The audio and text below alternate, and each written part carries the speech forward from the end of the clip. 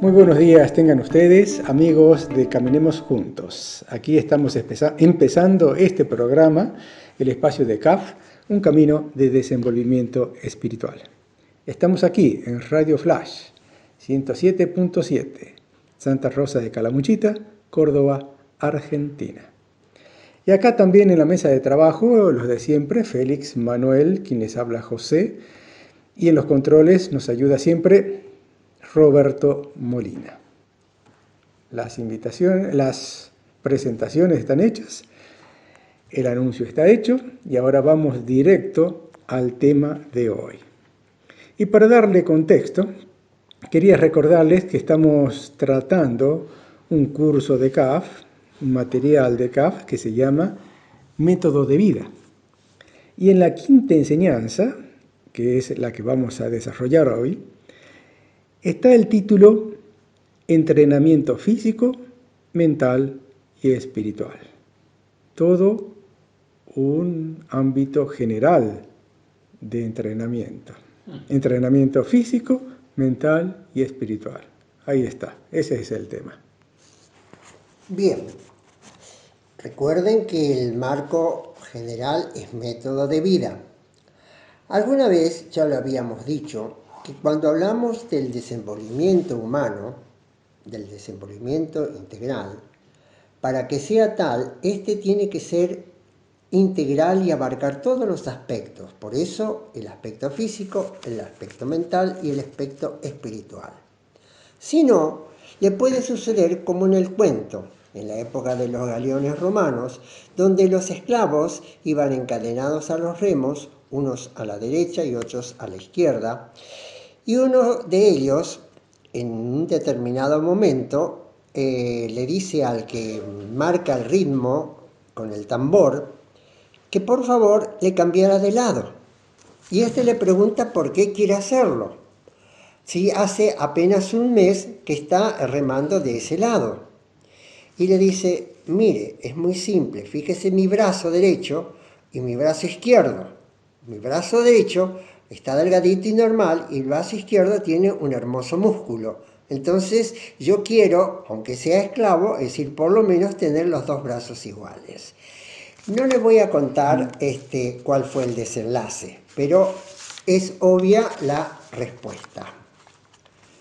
Bueno, pero ahí no termina el asunto. Después siguen los otros aspectos que ya vamos tocando en el desarrollo del curso. Muy bien. Sí, a mí me gustaría hacer como un panorama de la visión que yo tengo de la vida espiritual. Y es que a mí me parece que todos trabajamos por el espíritu. Después, el trabajo físico y mental es para desenvolver el espíritu, o para llegar al espíritu, para acercarnos a ese mundo, a ese ámbito que es lo espiritual, la conexión con lo divino, la unión con lo sobrenatural. Entonces, cuando uno piensa así la cosa y la vida, parece que todo lo que está creado, todo lo que está hecho, incluso el ser humano, con su complejidad, su cuerpo, su mente, es un instrumento del espíritu. Así me inspiré porque así se llama una enseñanza también de CAF, los instrumentos del espíritu. Bueno, ese espíritu que está en nosotros, en todos nosotros y en todas las cosas, es el que nos llama a esforzarnos por desenvolvernos en la vida espiritual. Con ese contexto así, claro, viene todo lo otro, entrenamiento físico, mental y espiritual. Y el entrenamiento, acá hay otro punto, otro elemento, me parece muy importante, y es que tomar entrenamiento como hace un deportista, como hace un artista, como hace un músico, como hace alguna persona que se entrena para hacer su oficio o para hacer sus ejercicios. El entrenamiento físico es todo lo relativo a nuestro cuerpo, porque es nuestro instrumento con el que vamos a movernos durante toda la vida. Mientras mejor esté el estado, mejor vamos a rendir. y más años quizás podamos tener. El entrenamiento mental es el ejercicio de todo lo que implica la mente, tanto los ejercicios de meditación como el trabajo intelectual, como el trabajo de aprendizaje, como el trabajo de análisis, como el trabajo de la conciencia. Bueno, este aspecto, todo este ámbito que estoy presentando es más o menos lo que yo concibo como vida espiritual. El espíritu nos ha creado y nos llama y tenemos como la responsabilidad de cuidar nuestro cuerpo y desarrollar nuestra mente para unirnos a ese espíritu. Ahí va. Sí, yo lo asocio también con la búsqueda de la libertad interior. Entonces, para poder acceder a esa libertad, tenemos que tener un cierto dominio. Un ejemplo grueso, hemos llegado al final del partido, hemos empatado, no podemos empatar, uno de los dos tiene que quedar, vamos a la largue, seguimos empatando y vamos a los penales. Los jugadores, tanto los que les toca atajar como los que les toca patear, se han entrenado muchísimas veces. Muchísimas veces. Eso los hace, digamos, obviamente están los nervios de por medio, está la situación, está toda la tensión del momento. La presión del público. La presión del público. Pero hay un grado de libertad que ellos tienen y que cada uno ha conquistado a través de su propio entrenamiento. Él va a poner, cada uno, la máquina en marcha. Se va a poner la pelota, va a correr de cierta manera y va a patear así como estuvo entrenado. Y va a convertir los goles, o los va a atajar según que le toque. Y creo que hay un grado de libertad del jugador que ninguno de nosotros lo puede tener. Nosotros tenemos los nervios nomás para saber quién va a ganar o quién va a perder. Creo que en la vida espiritual, salvando las distancias, vamos conquistando esa libertad interior en forma gradual y progresiva. Por eso hay distintos tipos de entrenamiento que en general, como bien creo que se decía recién o entendí yo, es todo un gran entrenamiento espiritual, tanto la parte física como la parte mental, como la parte espiritual, en búsqueda de esa libertad interior. No podemos ser libres si no dominamos, si no controlamos, si no nos damos cuenta cómo estamos funcionando. Si me pasan las cosas y no sé cómo ni por qué, me cayó un enojo de arriba y no sé ni por qué ni cómo, no hay libertad. No puedo hablar de expansión de la conciencia, no puedo hablar de que estoy creciendo interiormente. Tengo que darme cuenta, el primer paso, cómo estoy funcionando, qué es lo que pasó realmente, ser honesto conmigo mismo y poder trabajarlo. Ese trabajo es parte del entrenamiento.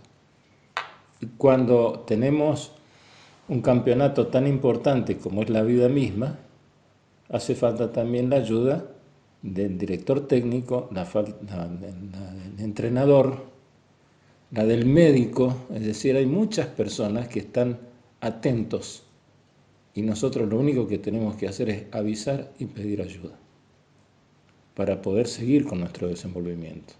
Desenvolvimiento para mí en este momento es igual a libertad, libertad interior. Si no sé cómo funciona, no soy libre. Bueno, por si no quedó demasiado claro el ejemplo que di antes, es un poco lo que decía Félix. Si uno no desarrolla integralmente, no se desarrolla integralmente, queda mal formado.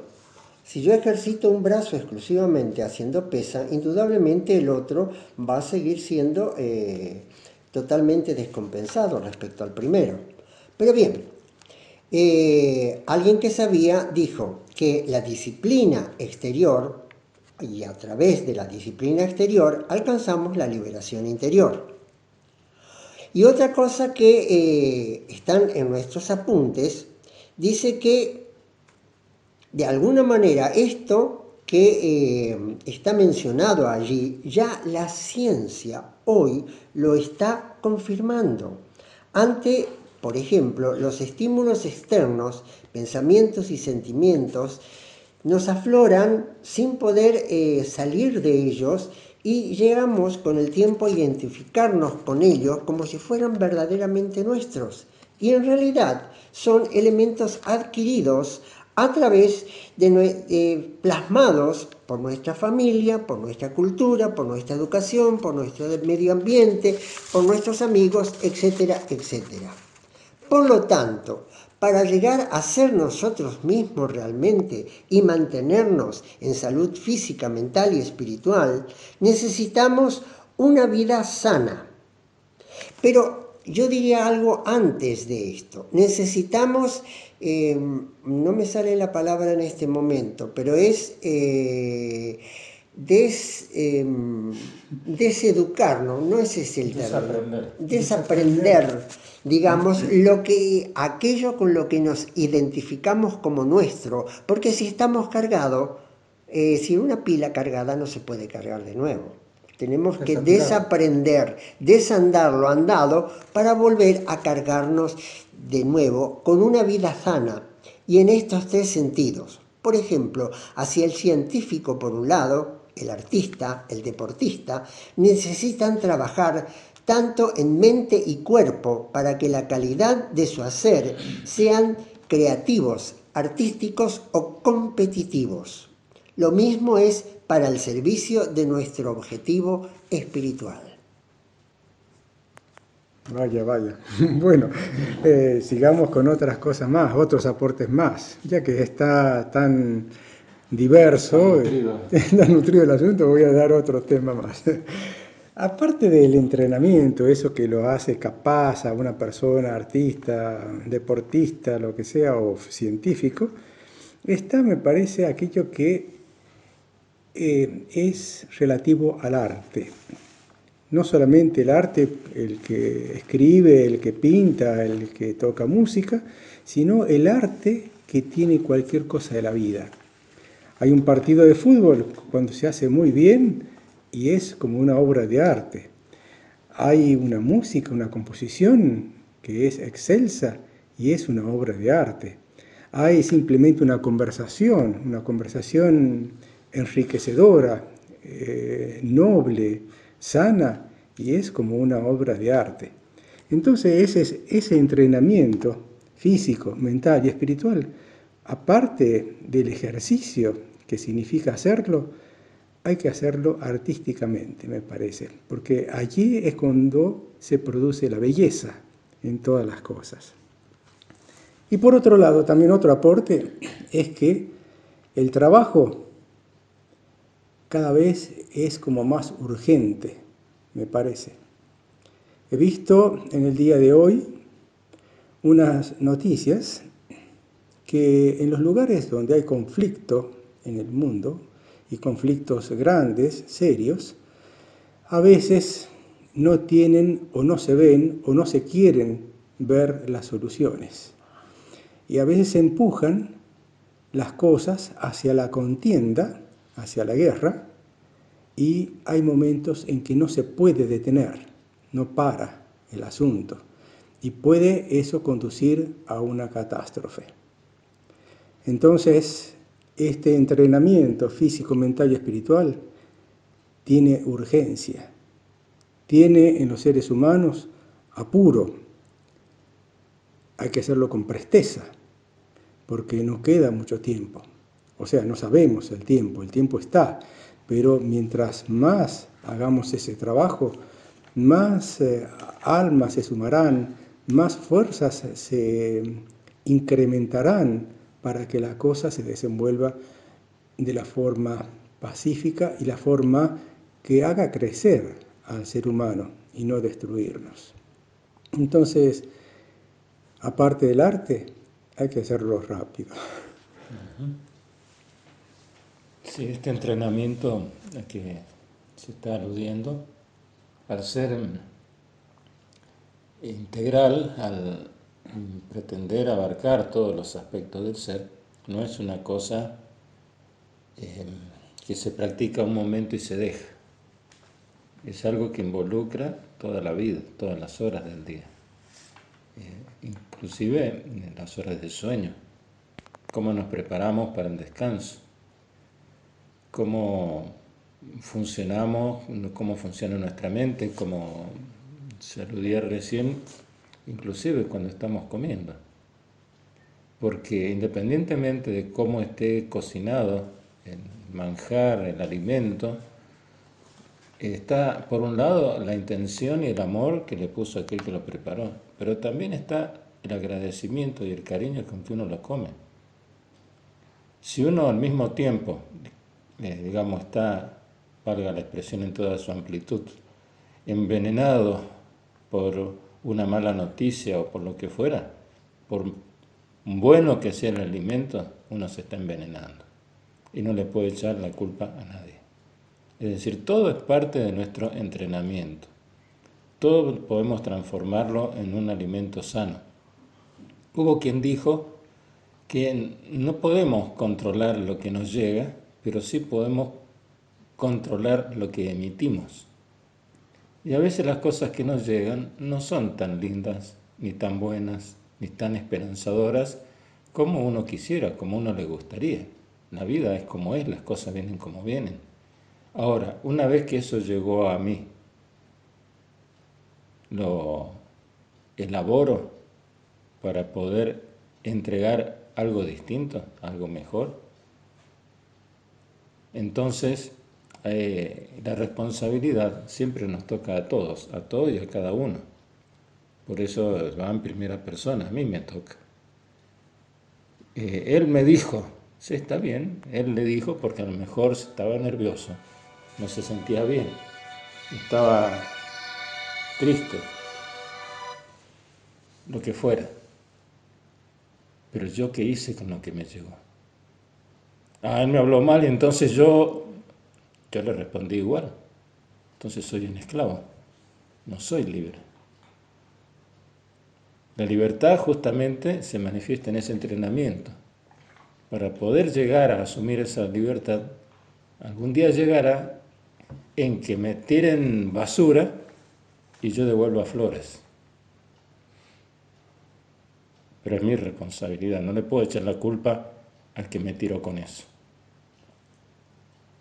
Hay una responsabilidad social, hay muchas cosas, pero estamos hablando del entrenamiento, de un entrenamiento espiritual, en donde pasa por la mente, pasa por el corazón, pasa por el cuerpo, porque son los elementos, como bien creo que se decía recién, que el espíritu tiene para trabajar, pero nosotros somos los responsables de los resultados y los responsables de lo que hacemos. Sí, así como decía Félix, todo pasa por el entrenamiento. Y así como decimos que muchos aspectos que nosotros podemos trabajar en el exterior, porque lo vemos, pueden transformarnos interiormente, también tenemos que trabajar en el proceso interior, y fundamentalmente a través de dos ejercicios fundamentales que voy a mencionar: la meditación y el examen retrospectivo. Fíjense que no digo la oración. ¿Por qué? Porque la oración es un dirigirse a algo que nos trasciende. Pero la meditación y la introspección es mirarnos hacia adentro. Yo tengo que mirarme hacia adentro y tengo que reconocerme, no solo el lado luminoso, sino el lado oscuro. ¿No es cierto? Porque si no, ¿con qué elementos voy a trabajar? Esto va acompañado, ese trabajo interior, ese descubrirme a mí mismo y ver qué es lo que yo quiero hacer y qué quiero construir con mi vida, también va acompañado sobre la valoración de nuestro cuerpo, que significa hacer ejercicios físicos y respiratorios, trabajo manual e intelectual, siempre ambos equilibrados, alimentación adecuada, no chatarra, estudiar más allá de la edad que yo tenga. ¿Por qué no puedo hacer como esa señora de 80 años que fue a estudiar abogacía y le decían, pero ¿por qué quiere estudiar abogacía? Porque me gusta, pero va a poder ejercer, a mí no me importa, dice, pero siempre quise conocer las leyes. Entonces ese espíritu es el que nos tendría que acompañar. Y naturalmente los ejercicios espirituales. El entrenamiento mental y físico mantiene nuestra mente alerta y nuestro cuerpo en un mejor estado. Y el entrenamiento espiritual orienta nuestra labor interior y nos mantiene libres de las influencias que contradigan con las aspiraciones de expandir nuestra conciencia y desenvolvernos. Bueno, muy bien el broche. Bueno, yo diría nomás que disfrutemos ahora un poquito de música y retornamos enseguida para seguir caminando juntos.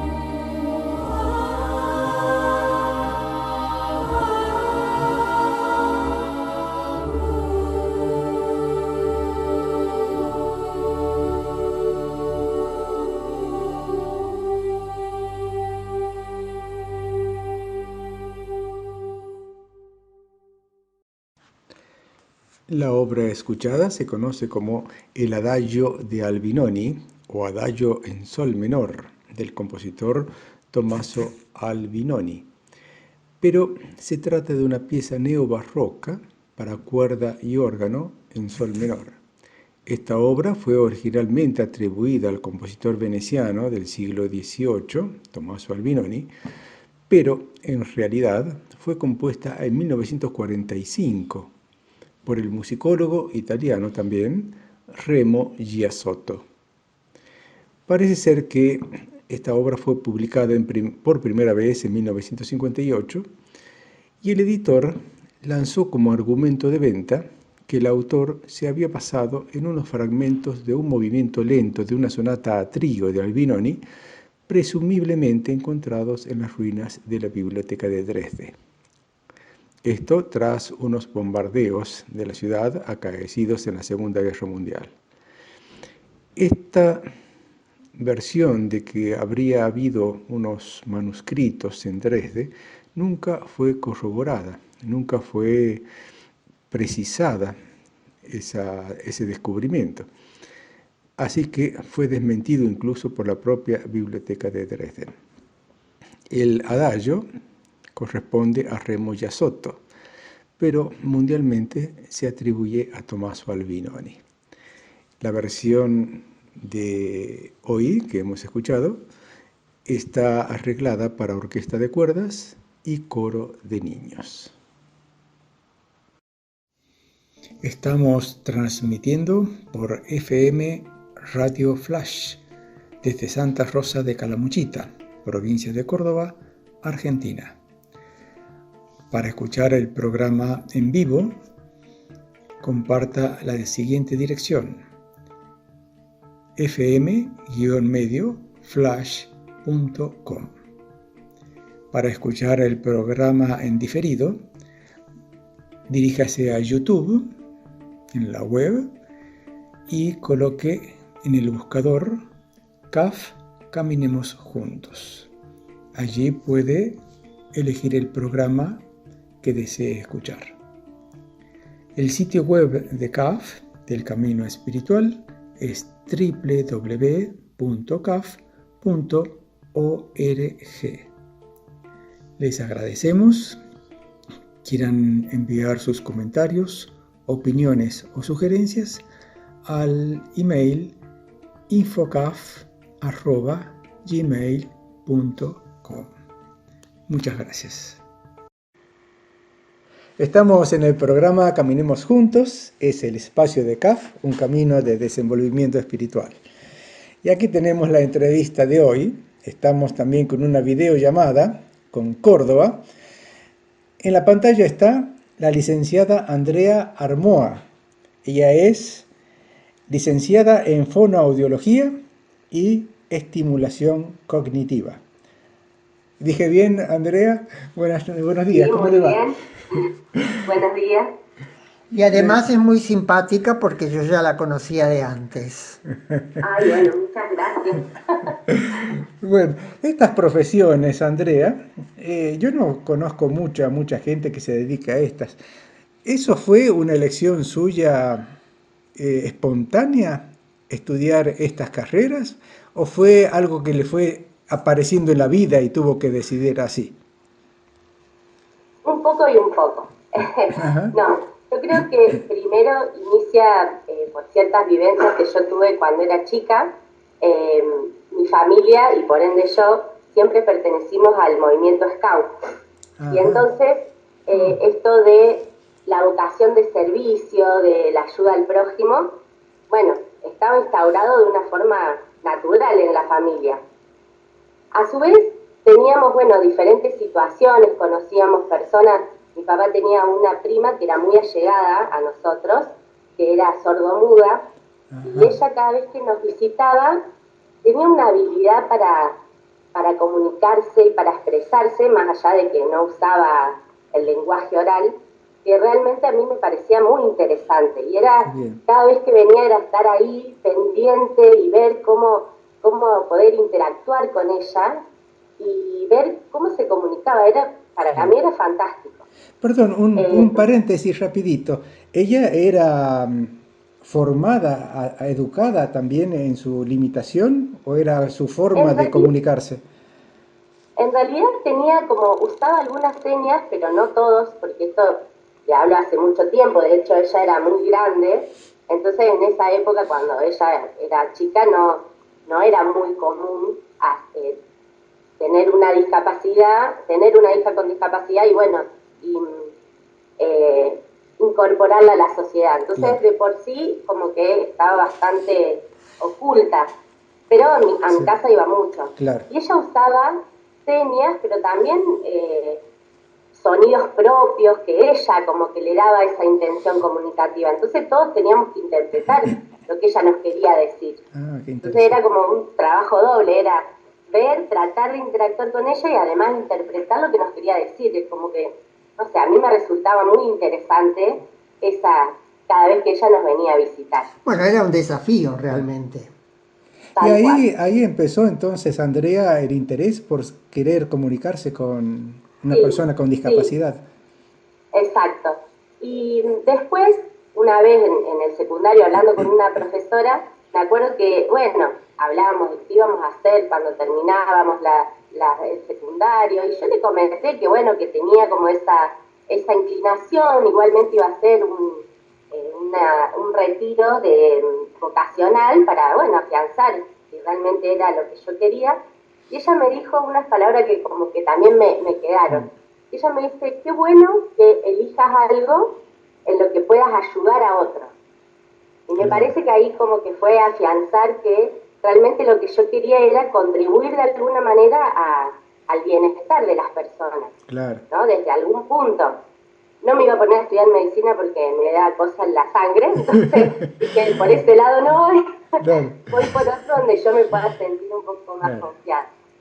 Ahora, Pero otra pregunta aparece ahí también, Andrea, y es que esa vocación de servicio, de ayudar al otro, de querer brindar alguna ayuda, eso es porque uno, en su caso, tuvo esa posibilidad de estar con los Boy Scouts, o es una cosa innata o de familia, o hay una formación que se va enriqueciendo en la vida. ¿Cómo lo ve usted?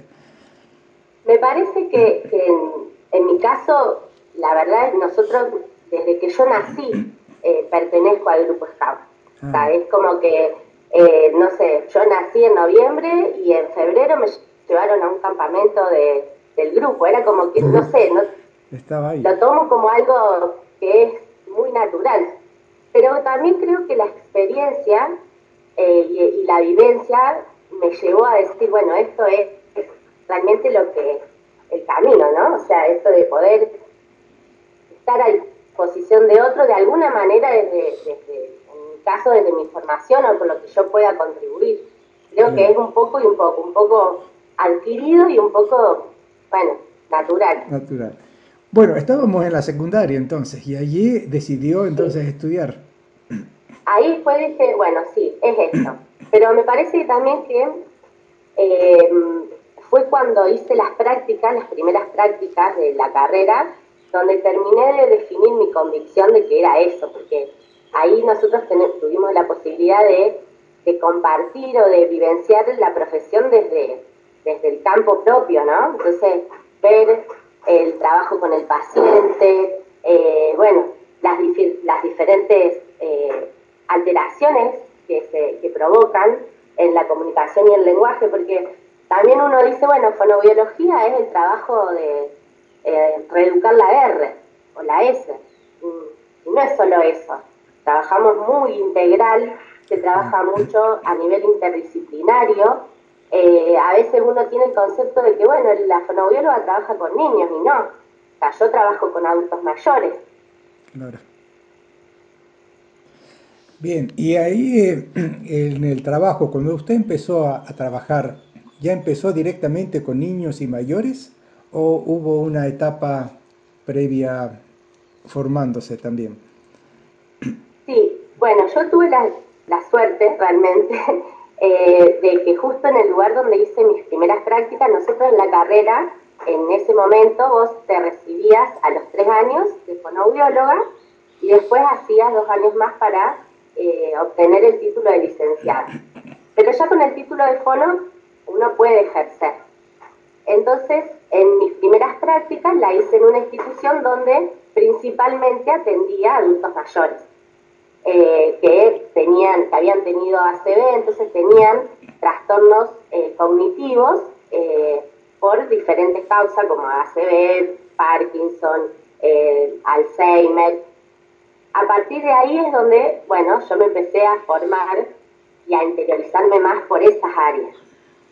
Después, cuando logré hacer la licenciatura, también tuve la experiencia de estar en un espacio donde trabajaba con niños, y ahí como que dije, bueno, me gustan las dos cosas y me formo en las dos. Me formo en la estimulación cognitiva y en el trabajo con los niños con condición del espectro autista. Claro. Pero inicialmente todo surge de mi primer práctica, donde pude trabajar con los adultos. Sí. ¿Usted recuerda, dentro de todos esos pacientes que tuvo, recuerda algún caso que le haya llamado la atención, algún caso particular que tenga relevancia para usted? Sea anecdótico. Claro, por la forma que se trató, por la forma que se trabajó, algo así que nos pueda ayudar a conocer. En realidad, bueno, anécdotas como que uno vive muchas, ¿no? O sea, situaciones con los pacientes uno vive cotidianamente. Sí, recuerdo en el inicio de mi formación que sí me llamaba mucho la atención los pacientes que, bueno, venían a la terapia y, bueno, comenzamos a trabajar, y al otro día, ¿cómo era tu nombre? No, bueno, ¿se acuerda que yo le dije ayer que me llamaba Andrea? Ah, sí, Andrea, y empezaba, sí, Andrea como la vecina. Bueno, al otro día volvían. ¿Cómo era su nombre? Bueno, pero no se acuerda que yo le dije que me llamo Andrea como la vecina. Ah, cierto, como... Y ya ahí me mandaban a otra. Ah, como la hija de mi hermana. Pero si me dijo que era como la vecina, ahora me dice que es como la hija de su hermana. Y así íbamos. Hasta que en un momento dijimos, no, este hombre va a venir todas las veces a preguntarme cómo me llamo. Te voy a poner un cartel. Entonces me puso un cartel. Ajá. Y ahí venía y decía, no te voy a preguntar cómo te llamas porque ya sé que te llamas Andrea. Me leía el cartelito. Entonces, bueno, fuimos buscando como diferentes estrategias para que él también vaya haciendo registro, porque él también se sentía incómodo de todas las veces que venía a la sesión tener que preguntarme cómo me llamaba. No era solamente incómodo para mí, sino también para él. Claro, sí, sí. Está bien. Ahora, ¿cómo vive, digamos, su experiencia profesional en relación con lo espiritual? Qué pregunta. No, yo soy una persona muy creyente. La verdad que muy creyente y muy agradecida. Soy muy agradecida de todo lo que vivo, de las personas con las que me crucé en la vida. Me parece que eso es muy importante y me hace todos los días, bueno, levantarme y decir esto se puede hacer, creer en que realmente puedo contribuir a ayudar a esas personas que tienen diferentes dificultades. Entonces creo mucho y bueno, sí, soy bastante espiritual. Hago mis oraciones, pido de alguna manera, también por mis pacientes. Las historias de cada uno muchas veces me afectan, o sea, me pegan, y sí, es muy difícil poder discriminar y decir, bueno, esto no es mío y no me hago cargo. No se puede. Porque trabajo con personas, entonces no puedo agarrar y decir, esto no es mío, no me hago cargo. Sí, cuando viene alguien y me cuenta algo... Sí. ¿Eso quiere decir que ha habido también situaciones difíciles que resolver? Muchas, sí, muchas. Incluso ahora, actualmente, o sea, uno cuando en esto de trabajar con niños con condición del espectro, muchas veces los papás vienen con muchas inquietudes, o que lo único que le interesan es que hable, pero yo quiero que hable, que diga palabras. Y bueno, nosotros trabajamos también la comunicación, y a veces la comunicación no es solamente decir una palabra, ¿sí? Se puede comunicar de otras maneras. Entonces, trabajar con un papá que tiene una expectativa o tiene un objetivo que quizás no es lo que nosotros queremos trabajar es como difícil. Claro. Sí.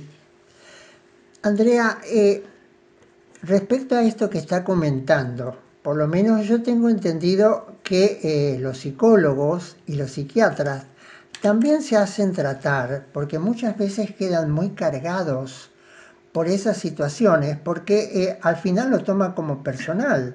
Es decir, es una carga que no le corresponde, pero la carga. Entonces, tratan, si van a profesionales para que lo ayuden, digamos, a descargar. E incluso le voy a decir más, y esto es a nivel de un chisme, ¿no?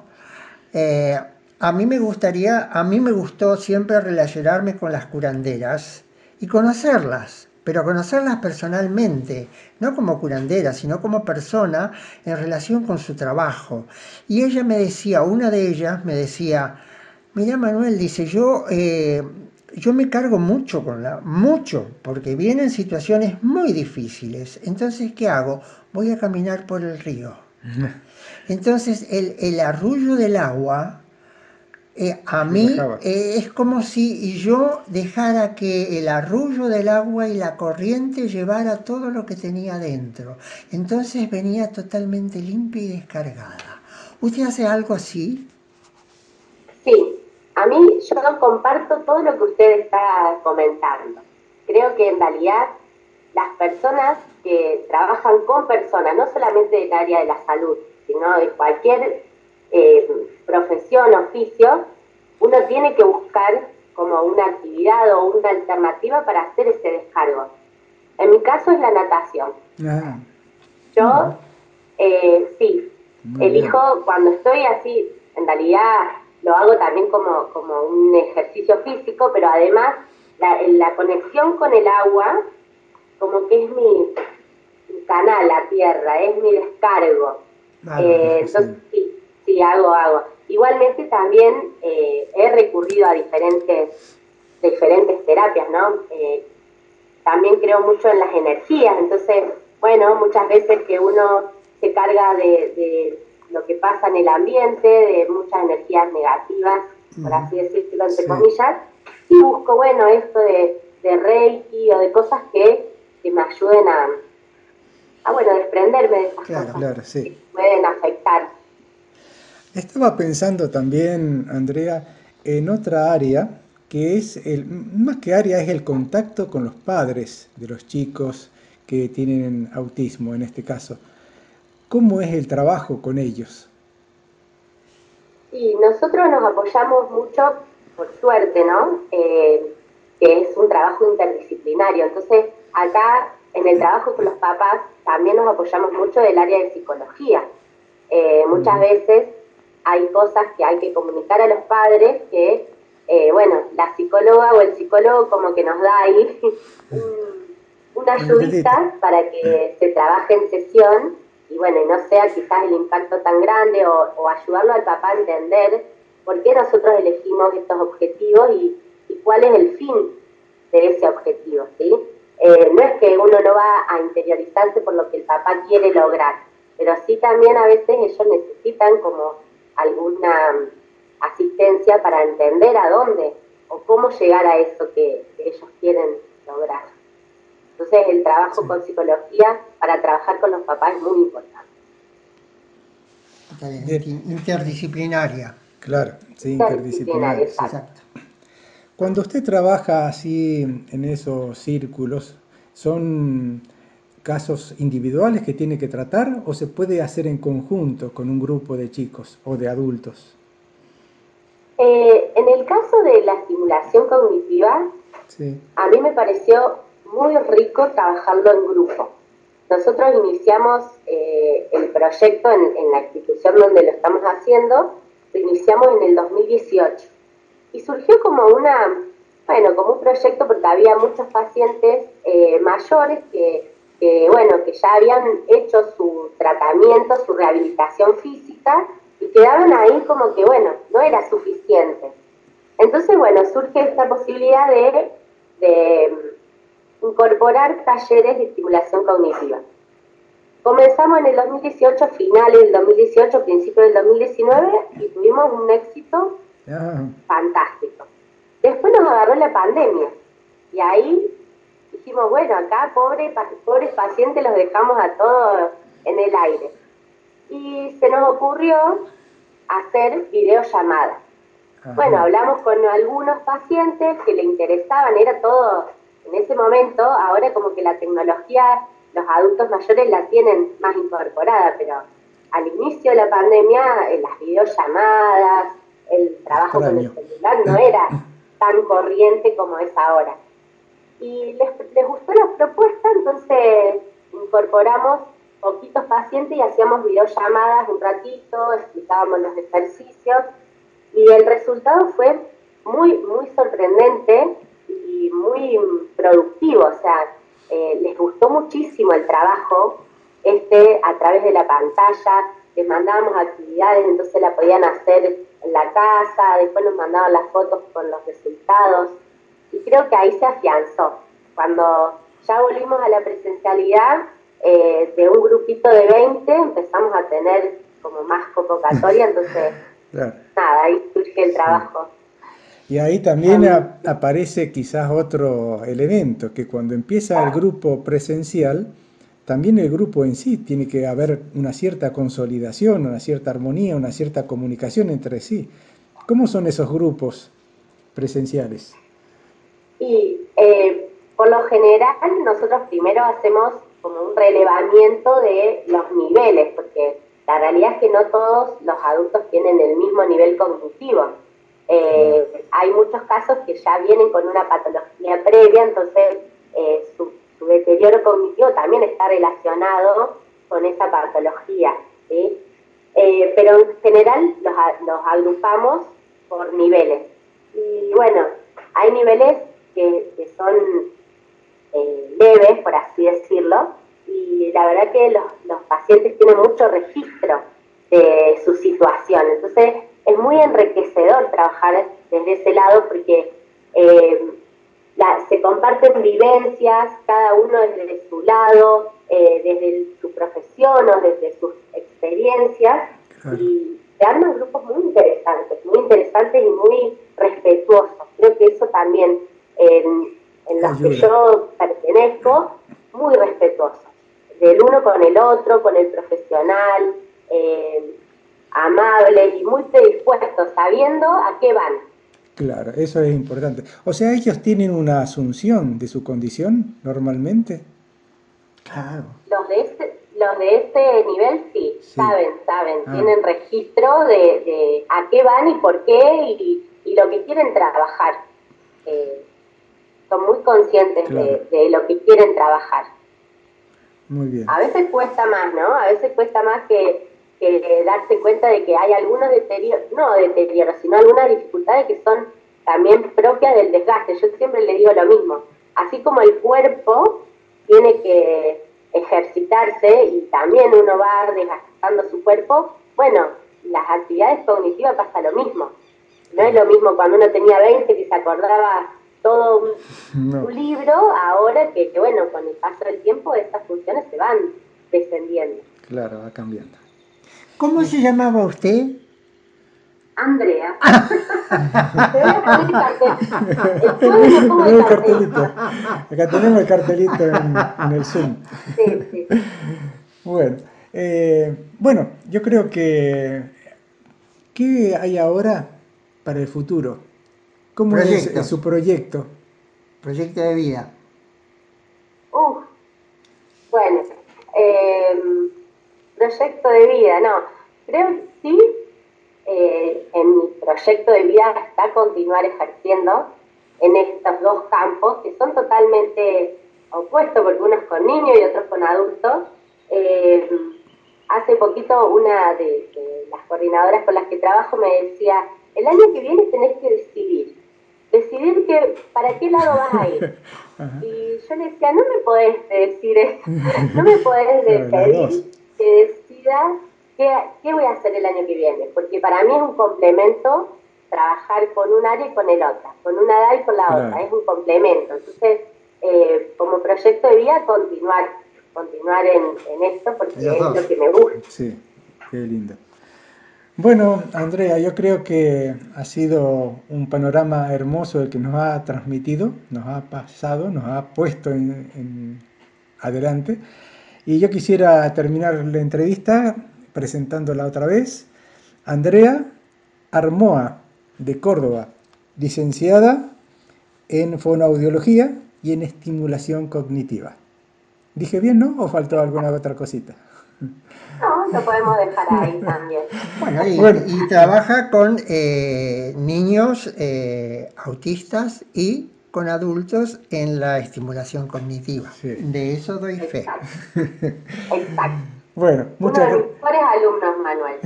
Acá tenemos al alumno de él, sí. Bueno, muchas gracias, Andrea. Gracias por este momento y por su tiempo. Muchas gracias a ustedes por la invitación y la verdad que me sentí muy cómoda. Con algunos nervios, pero bueno, muy cómoda. Gracias, hasta pronto.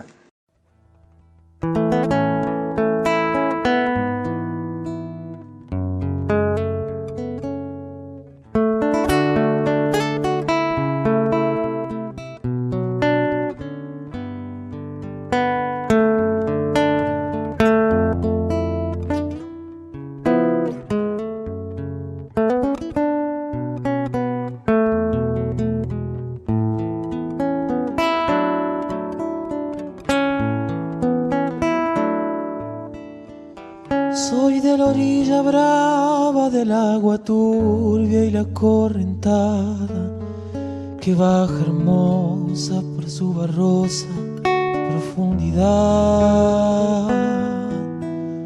Soy un paisano serio, soy gente del remanso Valerio, que es donde el cielo remonta vuelo en el Paraná. Tengo el color del río y su misma voz, en mi canto sigo el agua mansa y su suave danza en el corazón. Pero a veces oscura va turbulenta la ciega hondura y se hace brillo en este cuchillo de pescador.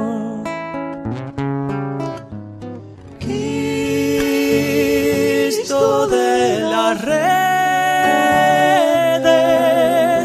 no nos abandone, y en los espineles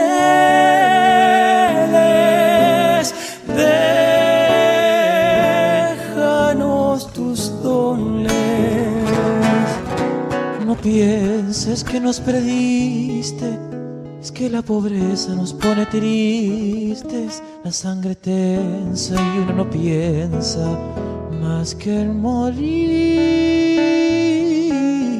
Agua del río viejo, llévate pronto este canto lejos que está aclarando y vamos pescando para vivir.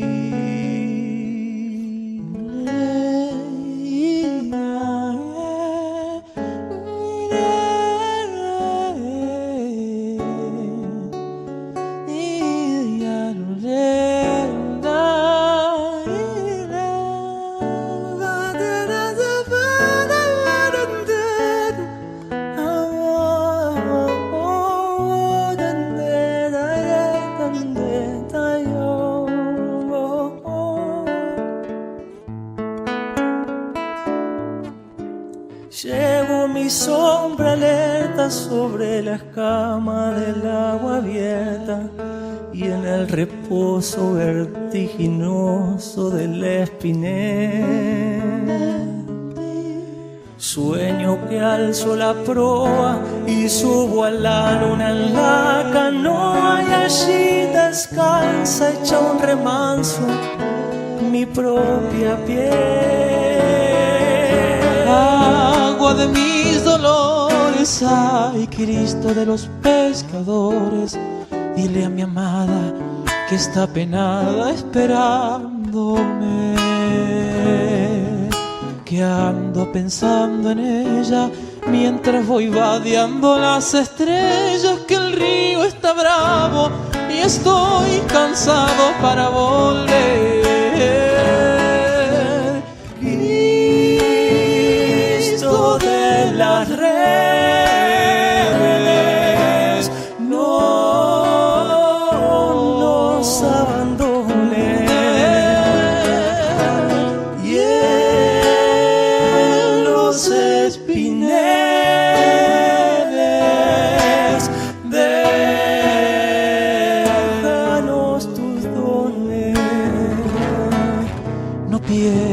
es que nos perdiste, es que la pobreza nos pone tristes, la sangre tensa y uno no piensa más que en morir.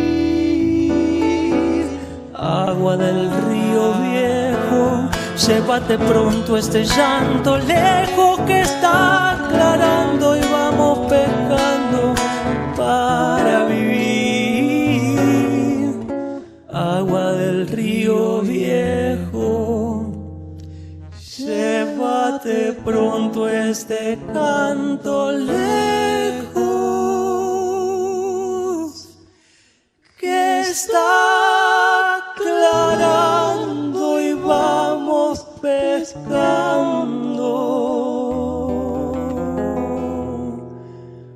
para vivir.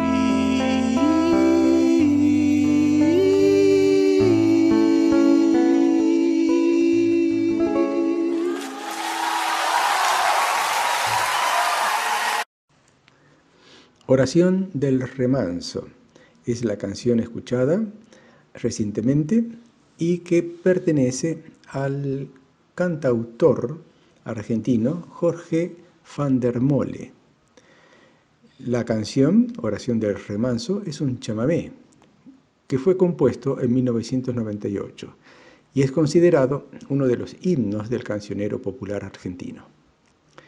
La canción esta es un chamamé cuya letra metafórica habla de un obrero pescador orando al Cristo de las redes.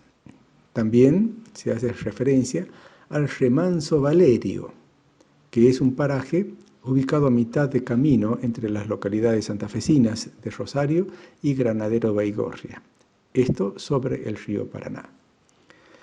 La versión escuchada corresponde a una adaptación de cantadas por Manuel Moreira y Nahuel Penisi. Oración del Remanso. Agradecemos a todos los oyentes que nos acompañan, a quienes nos hacen llegar su aliento, sugerencias, consejos, preguntas y también colaboración en distintas áreas en forma silenciosa y desinteresada, como Sandra, Claudia y Eduardo. Agradecemos a todos los que nos van acompañando: Daniel de Corrientes, Omar de San Rafael, Rodolfo y Viviana de Buenos Aires, Hilda de San Luis, Ricardo y Viviana de Buenos Aires, Florencia y Cristina de Villa Mercedes, Miriam de Buenos Aires, Ángel de Mendoza, y al perseverante apoyo de nuestro operador Roberto Molina. En realidad no podemos nombrar a todos aquellos que nos hacen llegar sus consejos y su aliento en distintas formas. Nuestro especial agradecimiento también a Mario Solís y al equipo de Radio Flash FM 107.7 de Santa Rosa de Calamuchita, Córdoba, Argentina. Estamos en el programa Caminemos Juntos y ahora vamos a empezar el tercer bloque del programa y queremos dedicarlo a un personaje que para mí marcó algo importante en la literatura argentina. El personaje es Julio Cortázar, un señor que, si bien no nació en la Argentina, era de padres argentinos, nació en un departamento, digamos así, en un lugar, en una institución cercana a Bruselas, o en un, no sé si es un poblado, un barrio o algo así de Bruselas, llamado El Sen, en agosto de 1914, y murió en París el 14 de febrero de 1984. Este señor, sí, claro, 14 al 84, 70 años.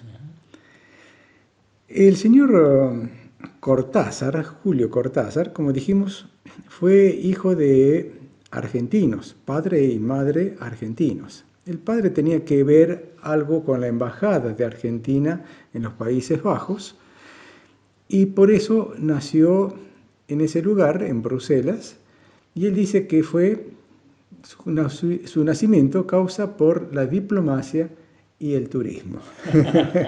Claro, de allí la vida de él aparece en la infancia, ¿no? Como primeros años en Bruselas, después se trasladan a Suiza, la familia Cortázar luego pasa 1 año y medio más o menos en Barcelona y teniendo más o menos 4 años regresan a la Argentina y se instalan en el partido de Banfield. Hay que tener en cuenta que él nace en 1914. 1914, sí. El inicio de la Primera Guerra Mundial. Así es, Así sí. que les debe haber estado involucrado indirectamente, porque era muy chiquito, obviamente, en todo ese lío, digamos, ¿no? Porque como harían para moverse por Europa, estando en un estado de guerra que duró tanto. Difícil. Incluso creo que se decía en un artículo que Alemania tenía ocupación de Bruselas en esa época, cuando él nace. Que nació ahí medio apretado por los alemanes. Sí, además yo imagino que un chico, un niño así pequeño, cuando va de un país a otro en una situación también de tensión y con distintos idiomas, debe tener una asimilación de distintas culturas y de distintas situaciones muy, muy especiales, que quizás conformen de algún modo su carácter, su formación personal, su característica, así quizás como escritor. Y probablemente sí, porque todo lo que uno absorbe cuando es niño, yo no sé cómo funcionan las cosas, pero me da la impresión que va directo al subconsciente. Quizá por eso también él tenía como un carácter triste, o no sé si apocado, no, creo que no, pero sí. Él no tuvo una infancia feliz, una final alegre, digamos, como consideraríamos al día de hoy, que había como una tristeza en él, ¿no? Así es, eso él mismo lo relata, dice, una infancia como triste, como pesada, como oscura, como gris, ¿no? No fue una cosa feliz. Y sin embargo, en sus escritos, yo en una época de la adolescencia, quizás primera juventud, estaba fascinado con la literatura, con los cuentos, especialmente de Julio Cortázar. Y creo que eso marcó en muchos jóvenes, no sé, una característica, una forma de ver los cuentos. Tenía una esencia tan especial, una transmisión bella y además profunda de las cosas que le daban a uno no solamente ganas de pensar, sino de escribir también. Eso influyó muchísimo. Y creo que el tipo de temas en sus cuentos, la forma de relatarlo, la forma de pasar una imagen o una sensación a través de las palabras era algo que impresionaba muchísimo, por lo menos a mí. ¿Recuerda algo como para poder, digamos, sintetizar? No el argumento, porque tal vez sí, usted se puede acordar de algo, pero sí como característica general de él como escritor o lo que trasuntaba a través de sus escritos. Mire, yo le puedo decir lo que yo leí, los cuentos de Bestiario, los cuentos de Final del Juego, Octaedro, recuerdo también algunas novelas como Rayuela.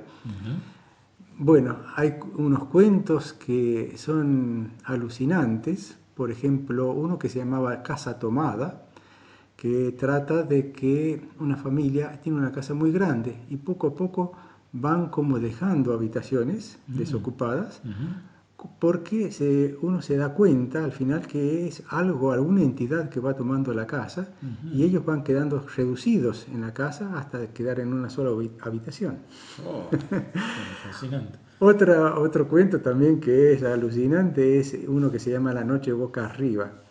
Y es una persona que parece que tuvo un accidente en una moto y va a un hospital porque con las heridas lo tienen que tratar allí. Y en sus sueños sueña que está en una tribu aborigen, una cosa así, en otra época parece, y que ciertos indígenas enemigos lo están persiguiendo. Y él empieza a pasar de una realidad a la otra. Despierta en el hospital y se vuelve a dormir y vuelve a continuar el sueño, el mismo sueño, Claro, le están claro, persiguiendo. Como si tuviera una fiebre. Como una fiebre. Pero lo curioso es que al final la realidad era la otra. La realidad es que lo atrapan Ajá. y lo llevan atado así al sacrificio.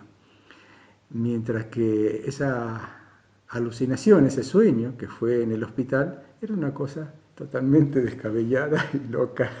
Qué notable, ¿eh? Cómo juega con las cosas. Sí, muy Con la interesante. realidad, digamos, ¿no? Bueno, él empieza a escribir a temprana edad. Dice que la madre de él dice que parece cuando tenía 6, 7, 8 años escribió una primera novela. Oh, muchacho. Y comentarios del propio Julio Cortázar dice, menos mal que se perdió. Bueno, hubiera estado interesante, aunque sea como elemento de estudio, porque después alguien que se destaca a través, digamos, de su, justamente de los mensajes que envía a través de su literatura, hubiera sido interesante ver esa primera novela. Sería lindo, porque Como ahí para, uno compara. como para estudiar, ¿no? Exactamente. También hay otra característica de Julio Cortázar, y es que después que pasó por estudios, por distintos trabajos, fue traductor, hizo quizás para algunos la mejor traducción que existe de Edgar Allan Poe al español. Y, o sea, del escritor norteamericano al español. Y entre esas cosas tenía también una vida política en el sentido de que él se interesó poco a poco por el estado político de América Latina. Fue perseguido durante la dictadura militar, fueron prohibidos sus cuentos y sus escritos. Wow. Y él trabajó desde París, exiliado ya en París, por muchas personas, muchos autores, artistas y no artistas, que eran o presos políticos o perseguidos políticos. Incluso creo que en algún momento él donó los derechos de autor en esa causa. Así que es rescatable también, fuera de su valor artístico, también su valor humano para buscar esa justicia interior que él la creía así. Algo más que una simpatía que lo lleva a actuar directamente, ¿no? Porque Así es. uno puede simpatizar con alguna idea y hablar mucho, pero no pasar de ahí, digamos, ¿no? Pero otra cosa es un grado de compromiso, como para que lo persigan y bueno, yo creo que también es como un, no sé, cómo decirlo, como un honor, ¿no es cierto?, que gente como la de ese golpe de Estado, ¿no es cierto?, haya prohibido sus cosas. Quiere decir que esas cosas tenían importancia. Tenía mucho mensaje, mucho mensaje. Bueno, hacemos una pausa, estimados amigos, escuchamos música de Buenos Aires y regresamos.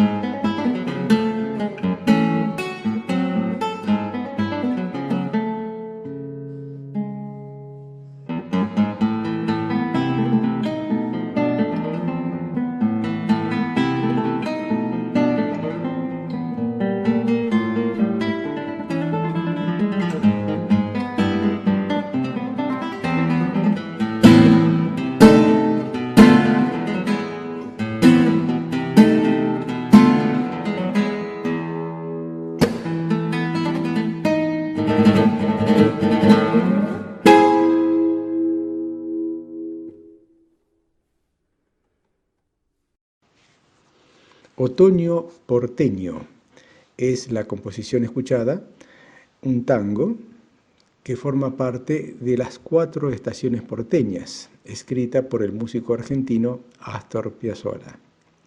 Estas composiciones, las 4 estaciones porteñas, las concibió y trató originalmente como composiciones diferentes, en lugar de una suite. Pero con el tiempo se fueron editando en álbumes diferentes y hasta el propio Piazzolla llegó a interpretarlas en conjunto en forma ocasional. Las piezas se escribieron para quinteto, provisto de violín, piano, guitarra eléctrica, contrabajo y bandoneón. Y esta versión que escuchamos es para guitarra sola, que adaptó el guitarrista Sergio Asad, y la interpreta en una forma muy difícil la guitarrista Stephanie Jones. Continuamos con los comentarios sobre la vida del escritor argentino, nacido en Bruselas, Julio Cortázar. Él tuvo distintas funciones, distintos trabajos, porque iba estudiando un poco, atendiendo a su madre, dejaba por ahí algunos estudios y seguía con otros trabajos. Se dedicó mucho a la traducción porque hizo cursos de inglés y de francés en este sentido. También fue profesor en la Universidad Nacional de Cuyo, en Mendoza, donde impartió cursos de literatura francesa. Bueno, se ve que hizo muchos trabajos hasta que creo que al final su trabajo principal fue la escritura. Y en aquella época no había computadoras, no había muchas cosas así como hoy, y era su máquina portátil la que llevaba a todas partes y escribía continuamente. Después, más adelante, dentro de su vida personal, tuvo varias esposas. No sé en concreto, en detalle, por qué se separó de una, por qué tomó la otra, pero parece que todas, lo curioso es que todas las esposas, las 3 esposas, creo que 3 esposas, tuvieron una asistencia en él en los últimos días. Creo que había fallecido la última esposa y él quedó muy, muy deprimido. Y las esposas anteriores, no sé si una o 2 de las esposas anteriores, también lo acompañaron y lo asistieron en los últimos días. Quiere decir que, aunque no funcionara el matrimonio, seguía quizás el afecto, y no sé, esa responsabilidad por mantener una persona, o el valor para mantener una persona en sus últimos años. Él anduvo también por Cuba, anduvo por Nicaragua, creo que también apoyó de alguna manera al régimen comunista en Chile. Sí. Así que todo eso le ganó las antipatías de muchos, sí. de un gobierno como precisamente de la dictadura. De la dictadura del 76, donde fue perseguido, sus libros fueron prohibidos. Quiere decir que cuando alguien tiene una cierta valía, no pasa así nomás como desapercibido. Una persona como esta simplemente, digamos, no sé cómo decirlo, hay pensadores que por el solo hecho de pensar y de hablar, de comunicar sus ideas, ya tienen una gran influencia, que es un poco quizás el hecho de lo que sucedió con Cortázar. Pero además, él tuvo una actividad, como usted creo comentaba, que financió de alguna manera la libertad de presos políticos, denunció los atropellos desde París, atropellos, digamos, las exageraciones a veces de la dictadura o la privación de derechos, los denunciaba en los periódicos. Claro, entonces personas como esas son las que abren brecha, porque quizás dentro del mismo país muchas personas deben haber estado con las manos atadas. precisamente Claro. por la persecución, por todo lo que estaba ocurriendo. Y él, digamos, desde donde está, sigue comprometido con la condición humana, sigue trabajando. Creo que debe haber sido una persona, por un lado, muy especial, y se me ocurre que por otro lado debe haber sufrido mucho. Sí. Porque una persona que tiene conciencia, una persona que se da cuenta de las cosas, alguien que puede ver hacia dónde va un país, y cuando es su país, su amado país, yo creo que debe haber sufrido mucho, mucho, porque tampoco era una persona que precisamente iba a tomar las armas para ir a alimentar la violencia. Tomaba la pluma. Claro, Eso sí. esa era su arma. Hay una anécdota que él cuenta también que refleja la admiración, el cariño por la Argentina y la admiración por el Che Guevara. Él, pasando por Cuba, estaba allí en La Habana y parece que hubo un acto, algo así, presidido por el gobierno, donde se homenajeaba al Che Guevara o se aludía a algo de su vida. Y cuando se nombró al Che Guevara, dice que había una gran multitud de cubanos que empezaron a ovacionar durante 10 minutos, a aplaudir y a ovacionar al Che Guevara. Y eso estaría muy fresca por el momento histórico de la muerte de él, seguramente. Estaría muy cercano, sí. Otro caso destacable también que me gustaría citar es que con Jorge Luis Borges no tenían una amistad, no había una amistad así cercana, pero sí había una gran admiración mutua, recíproca, uno al otro. Y dice el artículo que hemos leído que no compartían ideas políticas, no coincidían en sus formas de apreciar la realidad política de la Argentina, pero se admiraban mutuamente como escritores y como seres humanos. Qué notable. Porque poder pasar por encima de esas diferencias habla también de una grandeza de alma. ¿Cuántas veces uno ve que, por ejemplo, en una familia se produce toda una división nada más que por una diferencia de opinión? Y es tan tajante, tan total el corte, que produce una ruptura que a veces dura años, si no toda la vida. Y poder tener esa grandeza, diría yo, de reconocer en la otra persona su calidad, digamos, su forma de vivir, de ser y de comprender la vida y de respetarla, bueno, yo creo que es algo grande. Cuando uno ve momentos como el actual, en que a veces por minucias, prácticamente hay gente que se va las manos. Y es una tontera. Sin embargo, es nada más, si lo vamos a calificar, una diferencia de ideas, nada más.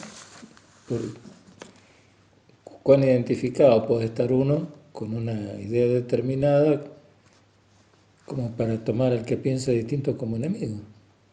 Tal cual, así es que es. Bueno, es rescatable también cómo se maneja la gente en esas formas. Bueno, y al final terminemos con citar el día de su muerte. El 12 de enero de 1984 volvió a París, donde murió exactamente un mes después debido a una leucemia, el cáncer de sangre. Y nos ha dejado muchas cosas, no solamente su valía como escritor, marcó la época quizá de muchos jóvenes y también de escritores, no solamente argentinos, sino latinoamericanos. Y hay calles que llevan su nombre, plazas en Buenos Aires que llevan su nombre, un puente también en la avenida San Martín, en el barrio de Agronomía, en la ciudad de Buenos Aires. Y la Fundación Conex le otorgó post-mortem el premio Conex de honor por su gran aporte a la historia de la literatura argentina. Y así también otros homenajes, también en la Universidad de Guadalajara, en México, también inauguró una cátedra que lleva su nombre, Julio Cortázar. Bueno, esto ha sido todo. creo ha sido un pequeño homenaje porque es un argentino, una persona de valía, y que quisimos hacerle este pequeño homenaje. Muchas gracias. Gracias a todos ustedes que nos están escuchando y los invitamos para el próximo domingo, para que sigamos caminando juntos a través de la vida espiritual. Aquí en Radio Flash, el próximo domingo a partir de las 9 horas. Muchas gracias por acompañarnos.